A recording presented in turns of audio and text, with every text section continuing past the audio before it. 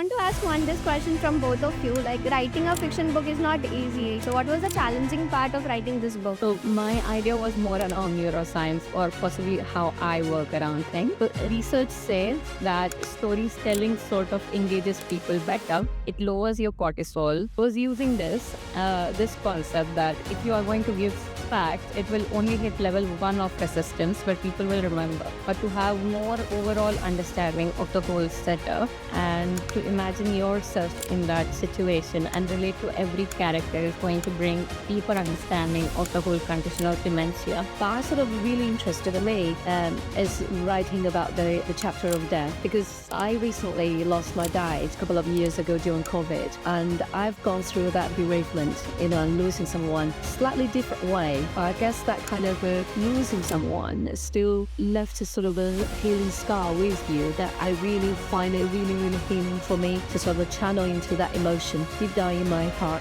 and sort of putting it down. And that chapter of death really, really touches me. It was almost like you don't feel much, but then it was later down the line, then small moments that hit you, and then sort of unfolding like guilt, side, but also as well as a relief. There is a complex vibe of emotion I think humans do share, and I really love that chapter of death. For me, it was a therapeutic remedy. Hello, everyone, and welcome back to Pages of Pandora. What happens to a family when time begins to fracture and the person you love starts to slip away? Today, we are exploring the raw, beautiful, and incredible complex world of caregiving, culture, and memory. We are sitting down with authors of deeply moving new book, Dementia in Chaotic Household. Joining us is Dr. Wajiha Musharraf, an emergency medicine doctor at Oxford University Hospitals, whose medical insights and personal reflections bring profound clarity and compassion to the story. Beside her is Yuhan Zhang, a frailty nurse at Oxford University Hospitals with nearly 20 years of experience caring for older adults living with dementia, bringing a beautifully grounded, patient-centered perspective on the conversations. Together, they have created a powerful exploration of dementia within a South Asian family, balancing humor, quiet grief, and the ultimate resilience for love. Thank you so much for joining the podcast. It is a pleasure to have you here. Thank you for the amazing introduction. It's been a while somebody's introduced me so well. Thank you, Ariba. And it's also good to sit down with people who have actually read our book and gone through to create such thoughtful questions. So I can't wait. Thank you for having us. Yes. Thank you for having us. Thank you. So my very first question is, Wajiha, your own grandmother was diagnosed with dementia, which heavily inspired this book. So as a practicing doctor, you were used to navigating scans, specialists with ease. But when it was your own grandmother, did that medical training actually protect you, or did it make watching her world dissolve even harder? Let me think.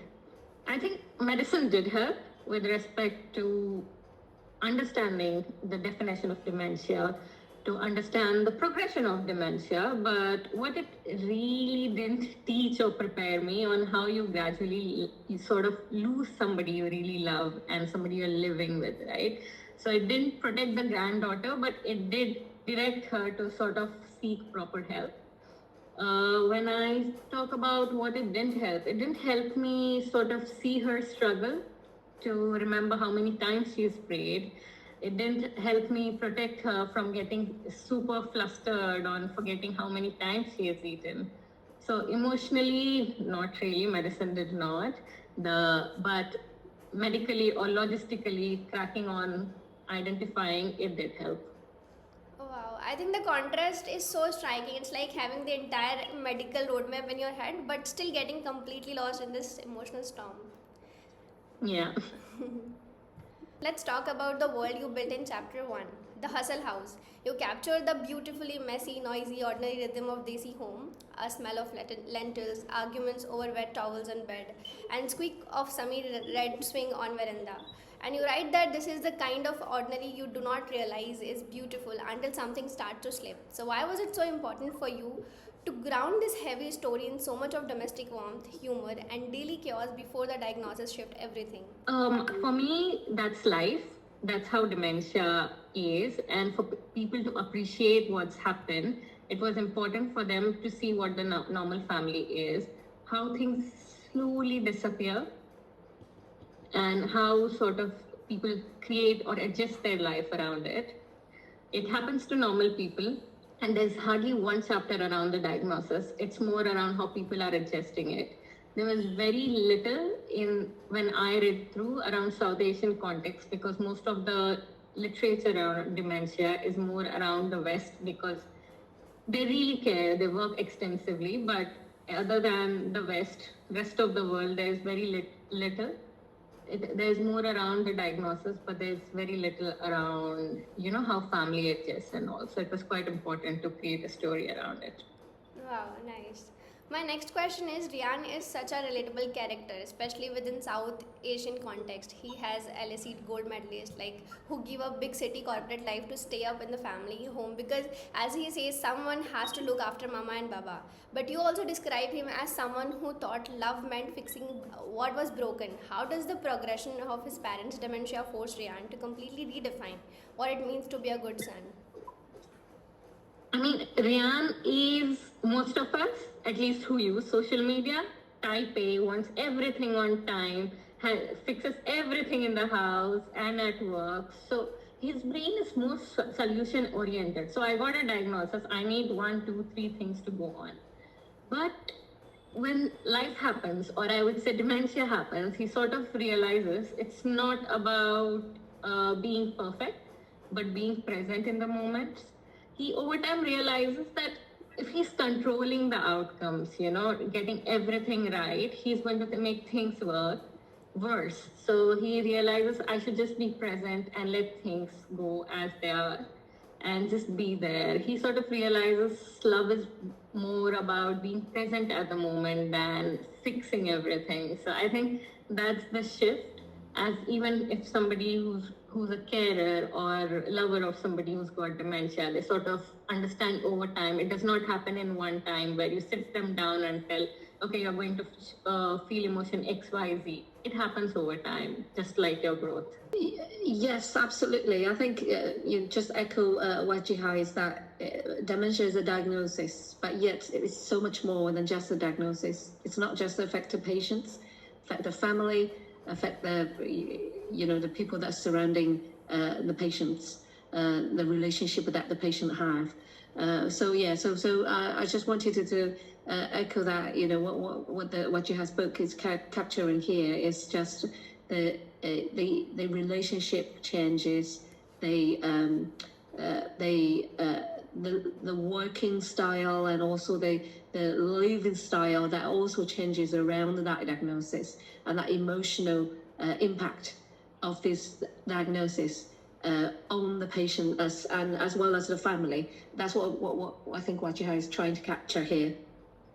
Yeah. Provide that support, and also almost like a therapy that for the carers to know that there is no perfection of diagnosis or care, but that there's love in this, even though the patient might not know it, but the presence of it is the most important thing. And coming back to the character of Riyan, I think that it's quite heartbreaking because Riyan represents so many of people who tie their entire worth to being the fixer. But dementia is just one thing you cannot fix with kind of LSE degree or sheer willpower. He has to learn that just sitting in the chaos is the love. Yeah. That's Yes. most of the carers, yeah. Yeah. My next question is, there is this line in the book that completely stopped me in my tracks. I used to think memory was like a cupboard. Now I know it's more like a house with open windows. Sometimes a breeze comes in and everything stirs. So can you talk about that unpredictability? Because as you show, even mania and Samir, dementia is not a straight line of forgetting. It is a constant state of fluctuating presence. I think it is more about not to expect and just go one day at a time. But this lovely sentences are Johan's creation. I'll let her tell more about this. Door with open windows. Yeah, it's that's basically echoing the previous comments. Is that it's not a fixated thing. As the diagnosis progresses, as the relationship unfolding, people have to adapt to it. It's a window open into a new understanding of the relationship, and also understanding of the diagnosis, and understanding of a human nature. Is understanding that the struggling of coping with the diagnosis as well as the impact of the losing someone gradually, but also being present, still holding on to that relationship with love, understanding, and also tolerance. Sometimes, it's also about guilt. Sometimes you just have to have a bit me time. But it's a window open into a lot of new things that you explore in your life, the relationship, yourself understanding, and also understanding about human nature, I guess. That's a very nice question, actually, Ariba. I read that. That's one of my favorite quotes. A lot of people have come back and were like, "Oh, this is such a beautiful way of defining dementia." Thank you for asking this to Johanna. I never asked her though. I want to ask this question from both of you. Like, writing a fiction book is not easy. You can write non-fiction, you can share whatever your experiences are, but writing fiction is very difficult. So what was the challenging part of writing this book? I think there are enough books. So my idea was more around neuroscience, or possibly how I work around things. So research says that storytelling sort of engages people better. It lowers your cortisol. It sort of activates this default network in your brain, which is a center for empathy, understanding, and also making memory, into deeper networks, which would be the nicer word, to be sort of having more deeper understanding towards something. So I was using this concept that if you are going to give facts, it will only hit level 1 of resistance, where people will remember. But to have more overall understanding of the whole setup, and to imagine yourself in that situation and relate to every character, is going to bring deeper understanding of the whole condition of dementia, and also help people just not support their own family, but be present even for a moment for somebody who's going through that. So if you have a friend whose family is going through dementia, reading this book will create that extra layer of empathy, where you won't fix things for them, but would make at least one day of their life easier. So regarding the challenges of writing the book, I think Wachiha actually already have all the structures of the book, the storyline, how it's sort of end, how it sort of started, is a beautiful storyline, well designed. But I sort of really what interested me is writing about the chapter of death, because I recently lost my dad a couple of years ago during COVID. And I've gone through that bereavement, and losing someone slightly different way. But I guess that kind of losing someone is still,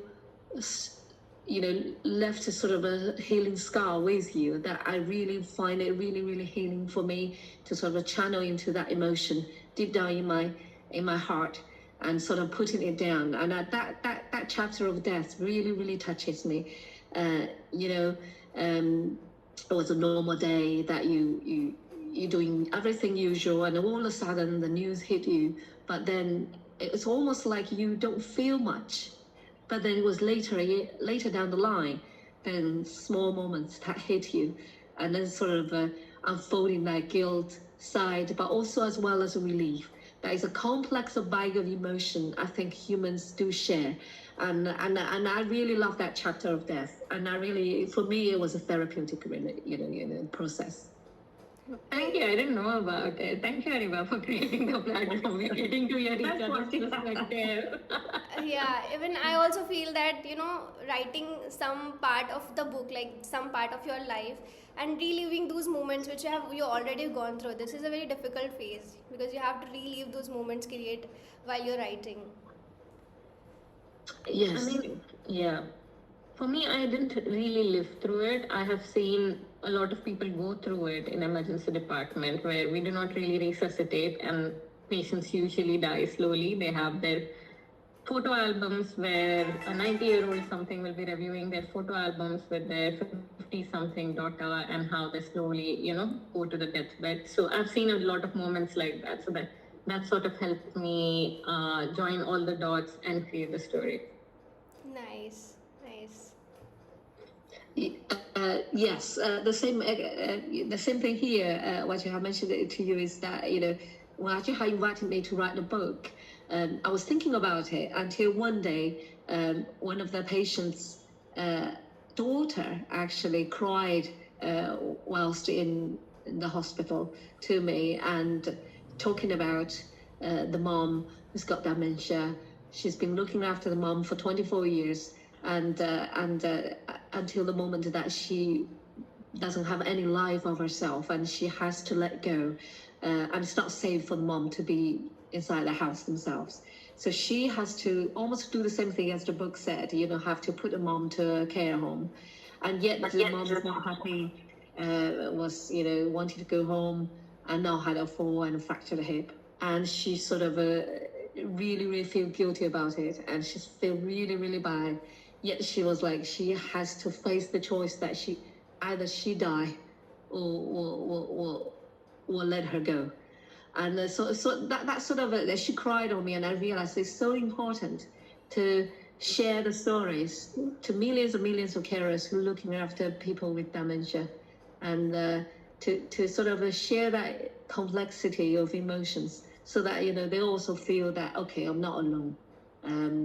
Even though I have to let her go, it doesn't mean that I'm abandoned her. It doesn't mean I'm a bad daughter. I'm a bad son. It's you still show your presence. It's still love. You're still doing what you can. Yeah. Yeah, and I want to add that, and fiction gives us a quite good opportunity because readers can, feel those characters with themselves, which non-fiction cannot give you. Yeah, it can't. That's right. So my next question is, Vajiha, you mentioned that this book literally started as a personal voice note and message to a friend. So do you remember that what was happening in your life one day that you recorded that voice note? So what was the tipping point that made you say, I can't carry this journey alone anymore? I think it was not much thought of. I wanted to write. My life was chaotic at one point, and I wanted to write something. And idea was to write something which people also could relate and resonate. And the first thing came to my mind was to write about dementia. It was one of the times where I called a friend. I was super frustrated about what was happening. Left that voice note. The voice note sort of became more pages. It was about 3 pages, and then I realized I should write more. I started writing more, and I thought, I am not bringing a very wholesome perspective. I need more brains to work on this to make it more effective and more value, and for it to have more value. That's where I reached out to Yuhan and a few people in the team, and that's how it started, from a voice note. Wow. It's amazing how these profound projects often start in this quiet, desperate moments into this phone, microphone, hearing that it really feels like, less like you sat down to write a book and more like a story, it just forced out of you. Yeah. So my next question is, you chose to write this as a novel rather than a clinical medical guide. You wrote that line that says, this book is fiction, but the emotions within it are real. So why did fiction Yeah. feel like the only safe space to talk about things like caregiver, guilt, dark humor, and exhaustion?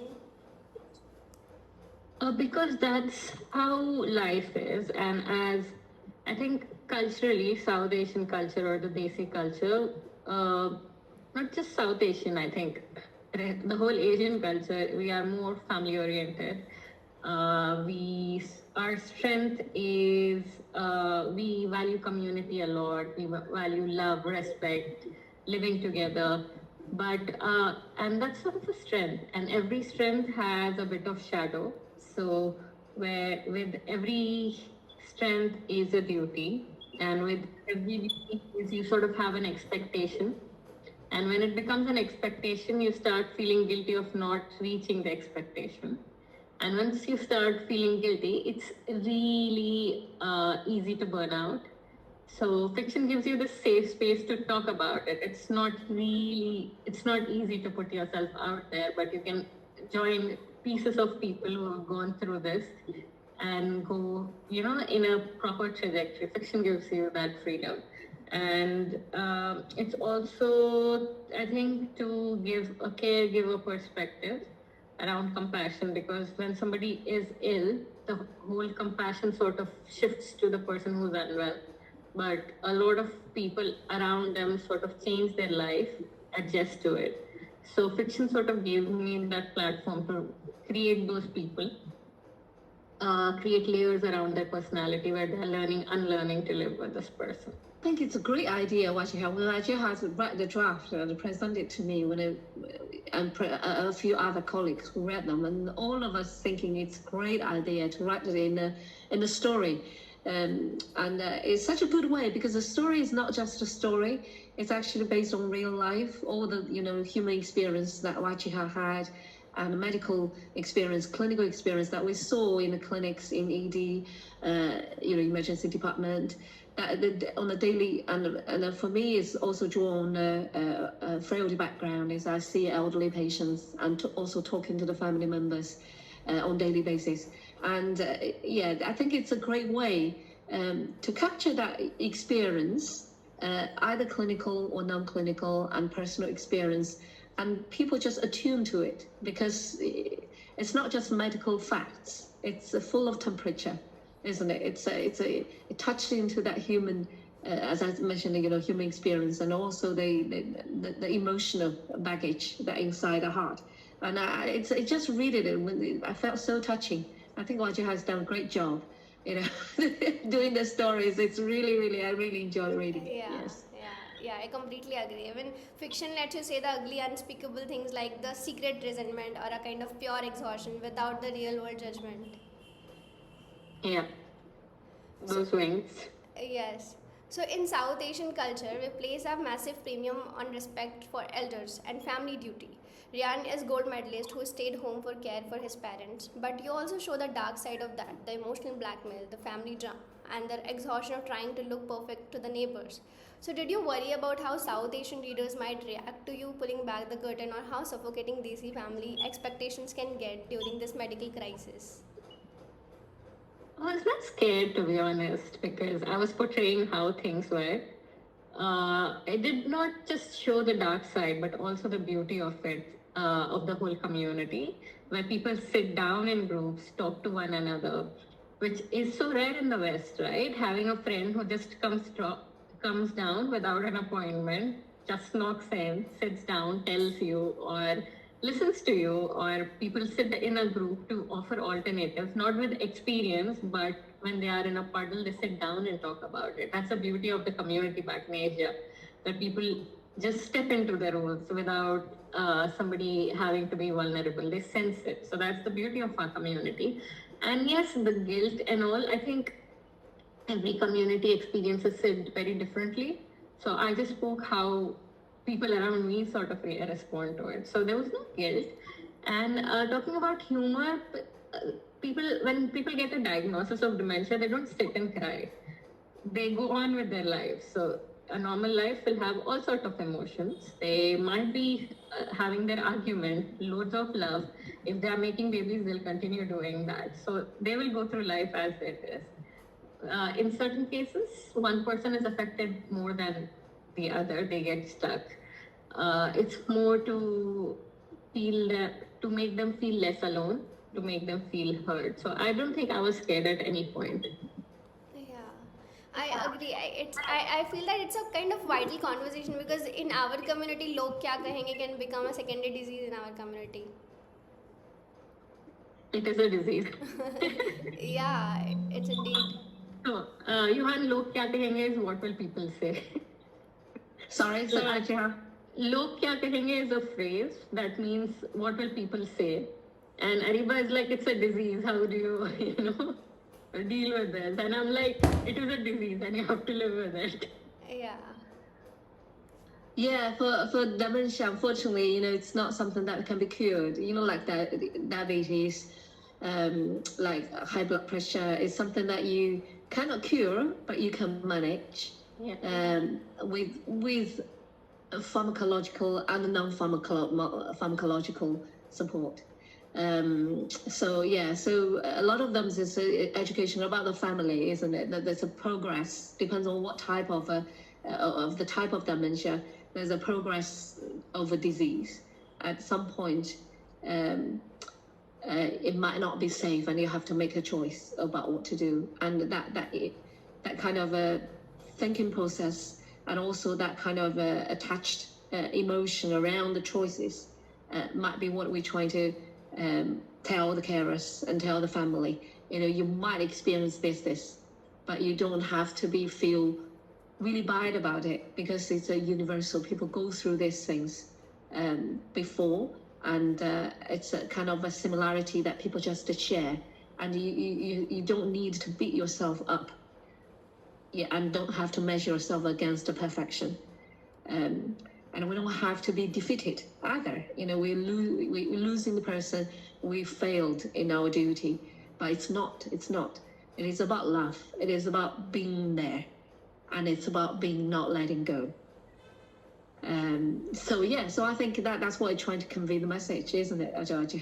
Yeah. Yeah, you have beautifully mentioned it, and that brings me to my next question, that you really hit harder with readers with this incredibly heavy truths, but you also mentioned using dark humor in the book. So why laughter is so necessary in a house where memory is already fading? So can you share a moment from the book or your own lives where a moment of pure chaos turned into something you just had to laugh at? I think that's how most of the people cope. When, when there's a lot of pain, it often comes out as laughter. Some people are really awkward crying in public, so they just make a joke to live and continue living life. So that's dark humor. And yeah, there have been a lot of conversation where I was sort of navigating diagnosis of my grandmother around dementia, and one of a qualified doctor, I won't even tell the specialty, they said, oh, she has this weird, funny psychological condition, and that's making her behavior look like this. Here are the antipsychotics, brain medications basically.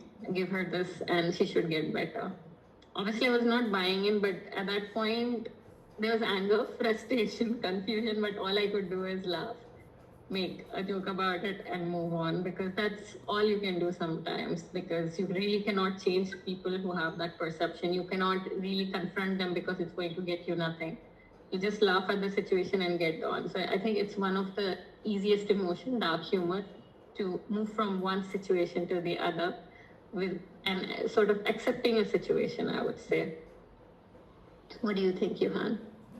Yeah, I totally agree. For my own, my grandma also had dementia, and in the last 2 years of her life, she do silly things.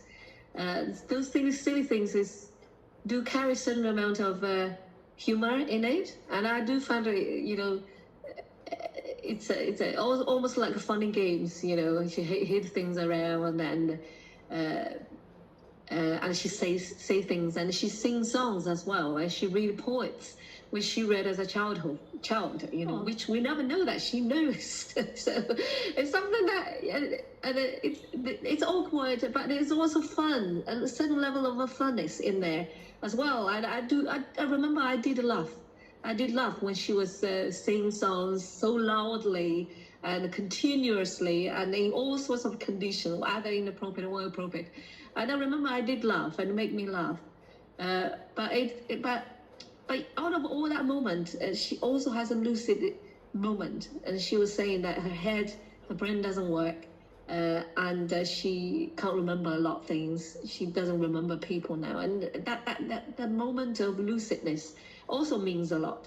I guess it is when you look back, isn't it? You do see things with a kind of a sense of humor. Yeah. And that just formed a part of the memory that in your head, with a bit of love, a bit of humor, and a bit of sadness as well, I guess. And a little bit of heartbreak, I would say. Yes. So my last question from both of you is, since you guys have written a brilliant book, so what do you hope readers will take away from it when they close the last page of the book? 2 points, I would say: be present, not fix things, and sort of have a compassionate eye towards not just people going through dementia, and also people caring for them. And the third and the last point I would say is understand dementia is not normal aging, and have a sense or an eye to provide support if they see somebody struggling with it. Right. What do you think, Johan? I think I would say exactly the same thing. It's really, really good capture of the message, actually, what you have.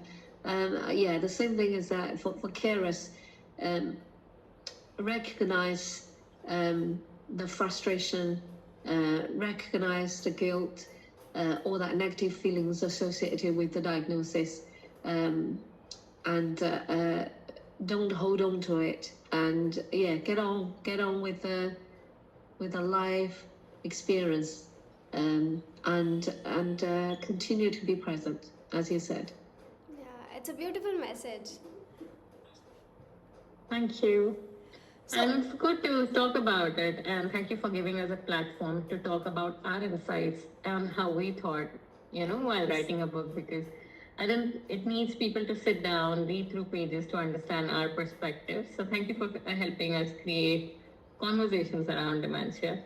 Thank you. It was my pleasure. One last question from my side. I want to ask, since both of you are in this demanding job of medical healthcare, and I want to know, how did you take out this time to write a book? Because it's really difficult. The schedule is quite packed in medical field, right?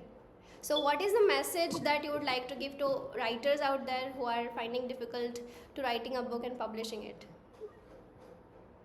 I think first, for me, it was talking about it. Once I started talking about it, it created clarity in my mind. Second was just creating a skeleton. And it was once you have those things, once you have taken those three things of first deciding to write about it, then talk about it and create a structure, rest sort of flows. And maybe having people who think like you, where you cannot just sit with your thoughts, but be vocal about it. For me, it was my team here, Johan, Vicky, and I had another psychiatry, Dr. Mani. So it was finding that place where you can speak your thoughts loudly, which not everybody has.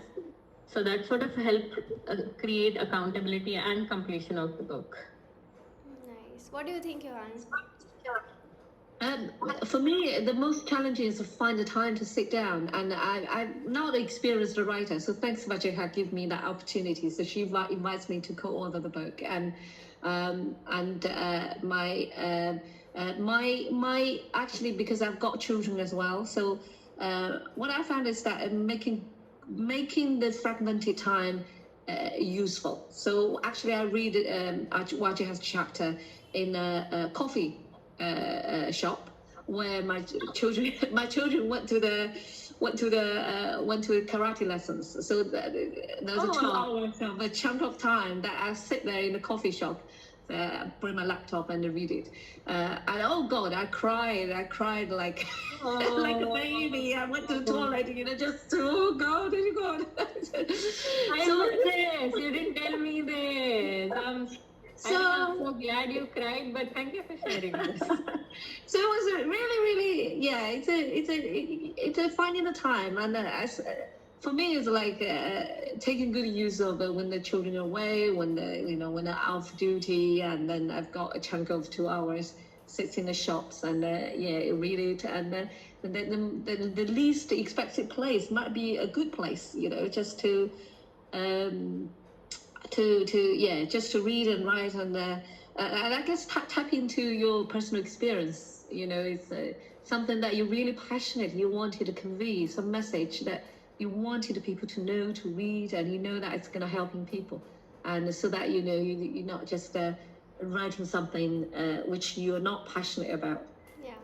I think that's probably the key to keep it going. Yeah, that's a beautiful message, and I would. Question. Are we recording? Because I don't see a sign. Yes, I'm doing screen recording. Okay, that's fine then. Yeah. No worry. Once again. Yeah. So yes, lastly, anything you want to share with the audience about your book or any message? Right, I have a message. This is our book. This is how it looks like. It is on Amazon. Amazon India, UK, US. Please buy it. It has our name, it has a lot of thought, it has great reviews from just not friends and families, but people who specialize in dementia. It gives you a multi-dimensional picture of just not emotions, but also explains you the patient's perspective. It has memory tips, which my co-author has beautifully written on how to take care of yourself, take care of somebody who's looking after that as well. So it's a lovely mix, very rare to find in bookstores. So I don't think you should miss it. Was the pitch good? Yes. Please, to everyone listening out there, do check out the book Dementia and Chaotic Household. It's available on Amazon, and you can also follow the authors on Instagram to stay connected with their creative journey. And lastly, thank you so Oh, much. yes, doctor of all trades it is. Sorry. Yes. And thank you so much, Rajiha, Johan, joining me today and sharing your journey so honestly. It has been a very thoughtful conversation with you. Thank you so much.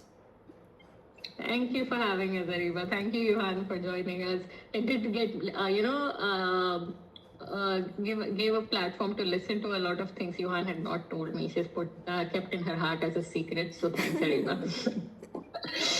Thank you both for having me. I really enjoyed it.